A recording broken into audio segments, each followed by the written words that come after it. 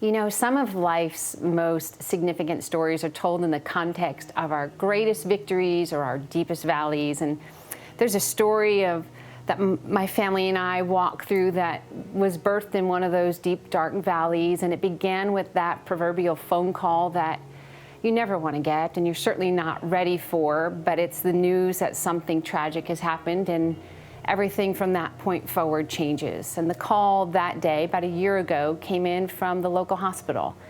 And they asked for me and proceeded to tell me that they had my mom in the surgical ICU unit, but they'd give no information. And I tried to get a little clarity, I tried to get some details, but the woman on the other end was incredibly cryptic. It was really, really very odd. And finally we got off the phone and I knew nothing other than something was wrong and this was urgent. So I called my husband, who was actually working downtown fairly close to the hospital, and I said, babe, I don't know what's happening, but I need you to get down there. And so he dropped everything and went, and I got ready and made my way down as fast as I could. And he was standing out front when I arrived, and I knew that something was very serious. And so I kind of run out of my car, I'm getting ready to run into the hospital, and he said, I want you to sit down, I want to talk to you for a moment. And I'm like, you've got to be kidding me. I'm not sitting down. Is my mom alive? Is my mom dying? I just need some information. And he said, I need you to sit down. And I could tell from the look in his eyes that I probably needed to be prepared for what I was about to walk into. And he proceeded to tell me there in front of the hospital that the night before, my mom had been shot multiple times, and then my grandmother had been shot and killed by a gunman who stood outside their home. And if you can imagine, there is no scenario in my mind where this information fit anywhere. There's no context where this would work. It was the most outlandish information I could have received, and it fit nowhere in my thinking.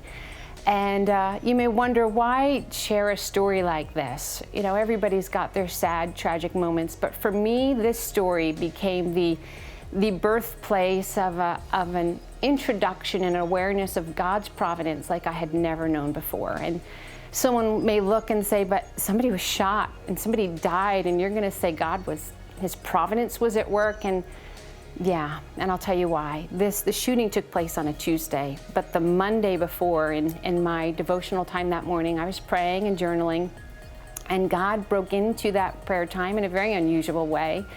I don't typically have many situations like this, but He spoke clearly to my heart, and He said, Claudia, are you ready for a challenge? I mean, it was so unusual, I wrote it down, and knowing that this was God who was asking, I said, Nope, if you're asking, this is no ordinary challenge. It means it's something big and it's something hard, and I don't feel ready. But Lord, I will walk through anything you send my way. If you will be my source, if you'll be my strength, and you'll carry me through.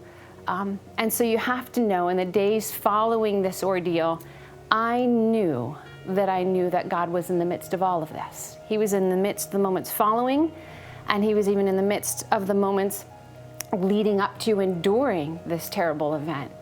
In fact, another just evidence of God's fingerprint on this was the fact that this did take place on a Tuesday. Tuesdays were the days that my mom spent the entire day praying and fasting.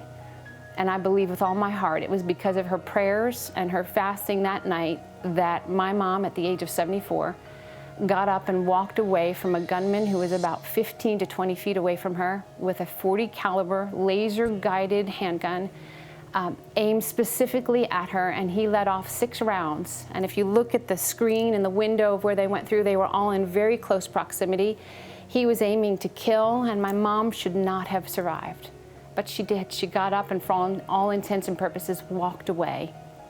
And again, it's just a reminder that when life is hectic, uncertain, confusing, hurtful, our God is still sovereign, and He's providentially working, and we can rely on Him in the midst of the uncertainty. And for Christians, the invitation is this: we can choose to believe that there's chance and coincidence and happenstance, or we can cling to the reality that there is hope in the midst of the pain, and there's confidence in the midst of the uncertainty, because our God is always working His will out and promises to work out His will for the good of those who love Him. when we look to Him and we rely on Him. So if I hope for somebody who hears this, if this might be any source of encouragement as they look at life's confusing, uncertain, difficult moments, to know that God is there, and He's not just there, but He's working out His perfect plan through it.